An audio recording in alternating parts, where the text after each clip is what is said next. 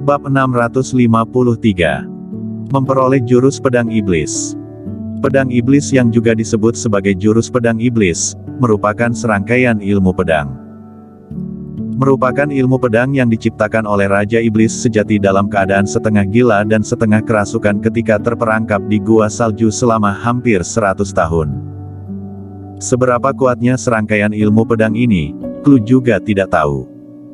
Dia hanya tahu bahwa ini merupakan informasi yang ditinggalkan oleh Raja Iblis sejati pada waktu terakhirnya dan jangan sembarang berlatih pedang iblis ini. Clue tahu bahwa pedang iblis sangatlah berbahaya. Dia berkemungkinan akan kerasukan. Namun, dia tidak bisa mengontrol diri sendiri, seperti orang miskin yang sangat ingin mendapatkan uang. Ini merupakan keinginan yang berasal dari bagian terdalam jiwa. Dia mondar-mandir di luar partai Tian Shan. Setelah menunggu sekian lama, dia diam-diam memasuki jalan rahasia bawah tanah partai Tian Shan. Ketika memasuki jalan rahasia bawah tanah, Clue secara tidak sadar menjadi agitasi. Jantungnya berdebar tanpa henti. Ketika terakhir kali dia pergi dari tempat ini, dia secara khusus mengingat rutenya dan tidak tahu apakah tindakannya itu sengaja atau tidak. Kali ini, dia tidak menghabiskan banyak tenaga dan menemukan tempat di mana Raja Iblis sejati meninggalkan pedang iblis. Dia melihat tulang-tulang di lantai dan merasa sedih untuk Raja Iblis sejati, yang datang bersama Raja Lanling untuk membunuh Tortura, namun lengannya dipotong hanya karena terkontaminasi darah kura-kura dan ditinggalkan Raja Lanling di tempat ini. Dia pingsan dan jalan keluar telah disegel ketika dia sadar kembali. Dia tidak bisa pergi dari sini dan juga terkontaminasi dengan darah kura-kura yang menyebabkan dia selalu berada dalam keadaan setengah gila dan setengah kerasukan. Clue menarik nafas yang dalam. Segera setelah itu, dia menatap dinding. Yang tercatat pada bagian terdepan dinding adalah metode pelatihan, yang merupakan cara menekan darah iblis di dalam tubuh yang diciptakan oleh Raja Iblis sejati. Yang di belakang adalah pedang iblis. Clue melihat orang-orang kecil yang terukir di dinding batu. Orang-orang kecil ini memegang pedang pada tangan mereka dan membuat berbagai macam gerakan pedang. Clue melihatnya dengan sangat serius. Di kedua sisi jurus pedang, juga terdapat tulisan penjelasan. Namun, semua ini merupakan tulisan ribuan tahun yang lalu dan Clue juga tidak mengenalnya. Dia menghafal semua jurus pedang serta penjelasan jurus pedang tersebut. Dia memang sangat pintar dan memiliki daya ingat yang sangat bagus. Menghafal semua ini sekarang bukanlah hal yang sulit baginya. Dia tahu bahwa dirinya tidak boleh berlatih sekarang. Hanya bisa menghafalnya dan memikirkan cara untuk mempelajari teks seperti ini setelah kembali nanti. Karena takut dirinya akan lupa, dia mengeluarkan ponsel dan menyalakan senter ponselnya serta memotret semua jurus pedang dan tulisan yang terukir pada dinding tersebut. Kemudian membuat sebuah album foto privasi dan menetapkan kata sandi. Setelah selesai melakukan semua ini, dia mengambil pedang pembasmi iblis. Pedang panjang di tangannya mengayun dengan cepat dan aura pedang yang substantif dikeluarkan. Brak-brak. Dia menebas dinding batu dan menghancurkan semua informasi yang tercatat di dinding batu. Setelah mengaktifkan energi Qi, darah di dalam tubuhnya kembali bergejolak dan Nita membunuh juga bangkit dari hatinya. Namun, dia dengan paksa menahannya. Kembali mengaktifkan metode pelatihan, darah yang bergejolak perlahan merida dan keinginan di hatinya juga perlahan menghilang. Setelah tenang, dia berbalik badan dan dengan cepat pergi dari gua salju, pergi dari partai Tian Shan dan membeli tiket pesawat untuk kembali ke Jiangzhong. Pada saat ini, di Jiangzhong, Kingston terus menunggu telepon dari orang yang menangkap Cynthia dan yang lainnya itu. Namun, pihak lawan terus tidak menelepon. Kingston juga tidak panik. Lebih baik tidak menelepon, karena dengan demikian, dia memiliki lebih banyak waktu untuk menunggu Jonathan, ketua sekte partai Tian Shan bergegas datang. Dan saat ini, 3 Ronin telah membawa orang yang mereka tangkap pergi menjauh dari Jiangzhong. Ketiga orang itu mengemudi mobil dan pergi menjauh.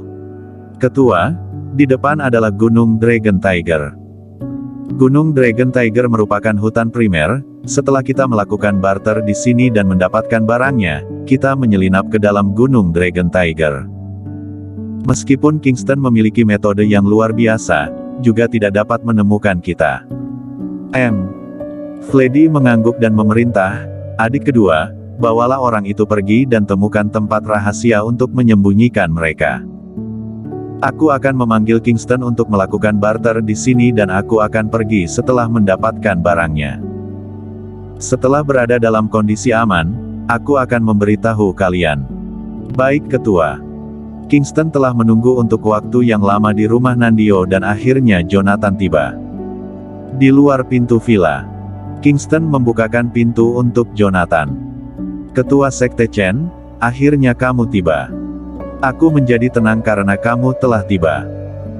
Jonathan berkata, "Setelah Clue memberitahu aku langsung bergegas datang dan langsung menelepon kamu begitu turun dari pesawat. Kemudian bergegas datang dengan cepat." "Oh ya, di manakah Clue?" Kingston tidak melihat Clue dan bertanya. Jonathan berkata, "Clue mengatakan bahwa dia masih memiliki urusan lain yang harus ditangani dan menyuruhku untuk kembali terlebih dahulu." "Kenapa? Apakah kamu tidak tahu urusan apakah itu?" "Aku tidak tahu." Kingston menggelengkan kepala dan berekspresi serius. "Urusan apa yang dimiliki Clue pada saat ini? Clue yang sekarang tidak bisa dibandingkan dengan yang dulu. Clue yang sekarang merupakan sebuah bom waktu yang akan meledak kapan saja. Jika meledak, konsekuensinya akan sangat serius." Dia mengeluarkan ponsel dan menelepon Clue. Dengan cepat, panggilan itu terhubung dan terdengar suara yang merdu dari ponsel. Clue berkata, "Ada apa suamiku? Apakah ada masalah?" Kingston bertanya, "Clue, di manakah kamu? Mengapa tidak kembali?" Clue meminta maaf suamiku. "Ketika dalam perjalanan ke kota Jingdu, ibu kota, aku menerima panggilan dari teman lama yang mengatakan bahwa adanya pesta perkumpulan di kota Jingdu, ibu kota dan aku pergi ke pesta tersebut untuk sekedar menyapa mereka.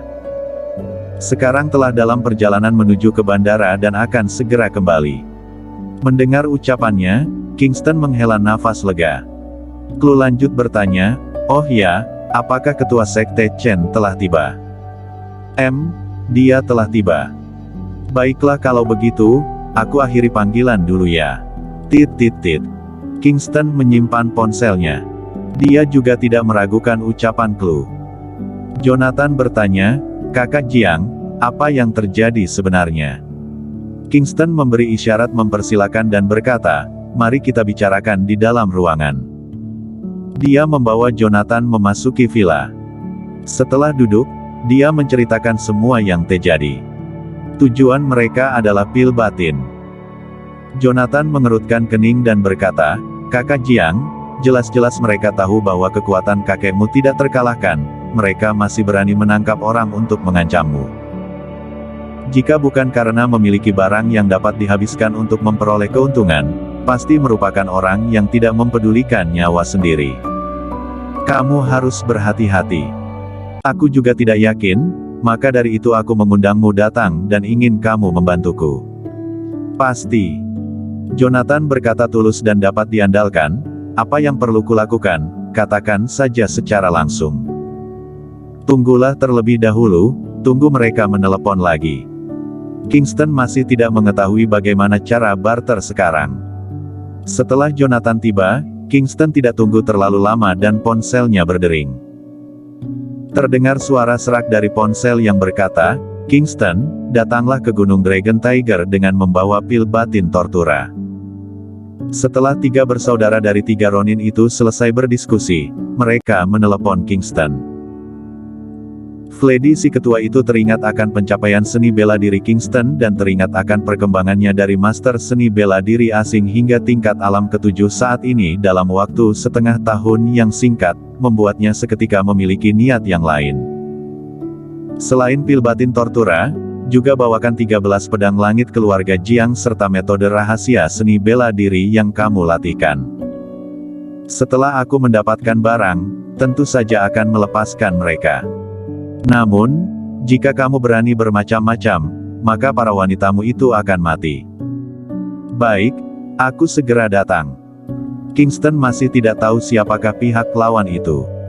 Dia tidak berani bertaruh dan hanya bisa menyetujuinya dulu.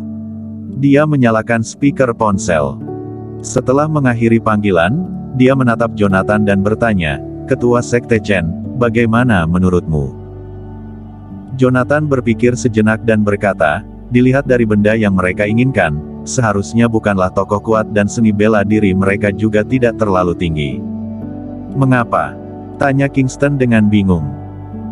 Jonathan menjelaskan, meskipun 13 pedang langit dikenal sebagai ilmu pedang pertama di dunia, namun setiap tokoh kuat pasti memiliki teknik seni bela diri masing-masing dan tidak mau berlatih ilmu seni bela diri dari keluarga maupun partai lainnya.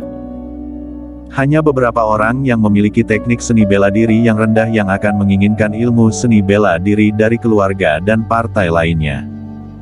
Masuk akal, namun, ini juga tidak pasti. Kingston berkata dengan mengangguk. Jonathan berkata, "Jangan membicarakan ini terlebih dahulu. Kita harus segera pergi ke Gunung Dragon Tiger." Bersambung.